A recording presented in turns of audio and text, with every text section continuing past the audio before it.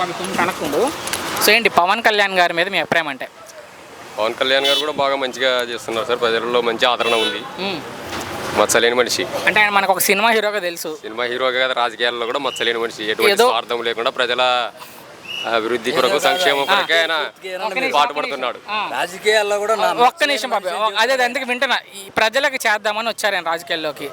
తెలుసు మనకి ఆయన సినిమా హీరోగా ఉన్న ఏదో వచ్చినందుకు ప్రజలకు మంచి జరుగుతుందా పవన్ కళ్యాణ్ గారి వల్ల? పవన్ కళ్యాణ్ గారు వచ్చినందుకే మంచిగానే జరుగుతుంది సార్. సినిమాలు చేసుకుంటా తిరుగుతున్నారు, జనాలు పట్టించుకోకుండా అంటారు కొంతమంది. కొంతమంది ఉంటారు మామూలుగా మాట్లాడే వాళ్ళు, అవి ఏం కావు.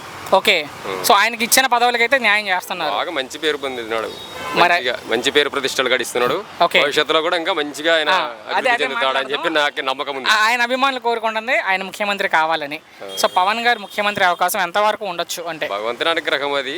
ప్రజల తీర్పు. కూటమి ప్రభుత్వం శాసనసభ్యులు ఎన్నికైనప్పుడు ఎన్నుకున్నప్పుడు ఆయన ఒక్కవేళ సింగిల్ గా పోటీ చేస్తే పవన్ కళ్యాణ్ అనుకుంటే వచ్చే ఎన్నికల్లో ఏంటి పరిస్థితి? అంత ఎందుకంటే ఇప్పుడు కూటమిలోన ఫుల్ గా అత్యధిక మెజారిటీతో ఉంది. అవును, విడిపోతే ప్రజల తీర్పు ఎలా ఉంటుందో మనం చెప్పలేం. చివరి ప్రశ్నకి ఇబ్బంది పెట్టలేము. పవన్ గారిని తిట్టే వాళ్ళకి ఏం చెప్తారు? పవన్ కళ్యాణ్ గారిని వ్యక్తిగతంగా దూషించే వాళ్ళకి?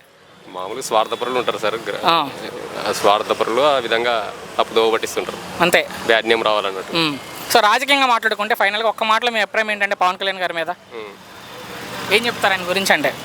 ప్రజల సంక్షేమం కొరకు ఆయన సినీ రంగం నుంచి రాజకీయ రంగంలోకి అడుగు పెట్టాడు సార్. ఓకే, ఆయనకి డబ్బులు లేక కాదు, సంపాదించుకున్నారని కాదు, ప్రజలకి సేవ చేయాలనే సదుద్దేశంతో ఆయన రాజకీయాల్లోకి వచ్చాడు.